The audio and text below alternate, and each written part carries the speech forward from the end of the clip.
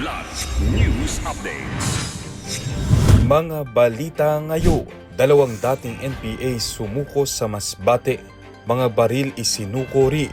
Isa pang kapwa akusado ni Marcoleta sa plunder case na si Aristotel Viray, arestado sa Quezon City. Marcoleta dinala sa ospital matapos ireklamo ang pananakit ng dibdib.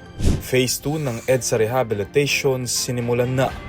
Ako po si Cesar Sorian para ihatid ang mga nangunang balita sa buong kapuluan ngayon.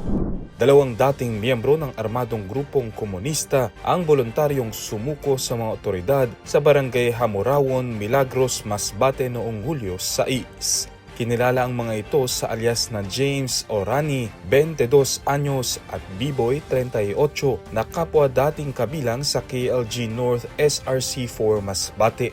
Ayon sa pulisya, naging posible ang kanilang pagsuko matapos ang serye ng negosasyon at information campaign ng pinagsanib na puwersa ng Masbate 1st Provincial Mobile Force Company at iba pang law enforcement units. Isinuko rin ng dalawang isang M1 carbine rifle at isang improvised shotgun. Nasa kustodiya na ng mga otoridad ang dalawang sumuko para sa debriefing at dokumentasyon bago isa ilalim sa Enhanced Comprehensive Local Integration Program.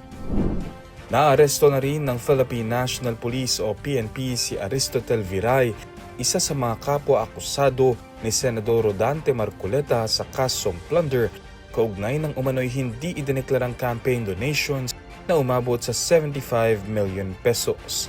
Dakong alas 6 ng gabi noong Hulyo 6 nang maaresto si Viray sa isang gasolinahan sa Boni Serrano Avenue sa Quezon City, saka dinala sa Camp Crame para sumailalim sa booking procedure.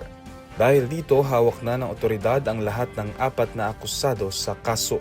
Sa PNP General Hospital nagpalipas ng gabi si Viray matapos makaranas ng high blood pressure. Nauna nang naaresto si Marcoleta sa mismong Sandigan Bayan Lunes ng umaga habang magkasabay namang inaresto sina dating kongresista Mike Defensor at negosyanteng si Joseph Espiritu sa kaparehong araw at naihatid na sa Quezon City Jail sa Payatas. Samantala, dinala rin sa ospital si Marcoleta matapos nitong idaing ang pananakit ng dibdib at mataas na blood pressure. Matapos ang serye ng medical examinations, ililipat ang senador sa Quezon City Jail. Nakatakda ang arraignment ng kanilang kaso sa Biyernes, Hulyo 10. Sinimulan na nitong weekend ang ikalawang phase ng rehabilitasyon ng EDSA na sasaklaw sa mga piling bahagi ng pangunahing lansangan mula Orense sa Makati hanggang Monumento sa Caloocan. Ayon sa mga otoridad, tatagal ang Phase 2 ng proyekto hanggang Hulyo 23. Isasagawa ang asphalt overlaying tuwing alas 10 ng gabi hanggang alas 4 ng madaling araw sa mga karaniwang araw upang mabawasan ang epekto nito sa daloy ng trapiko. Samantala, ang asphalt overlaying at concrete reblocking ay nakatakdang gawin mula Biyernes hanggang Lunes sa parehong oras.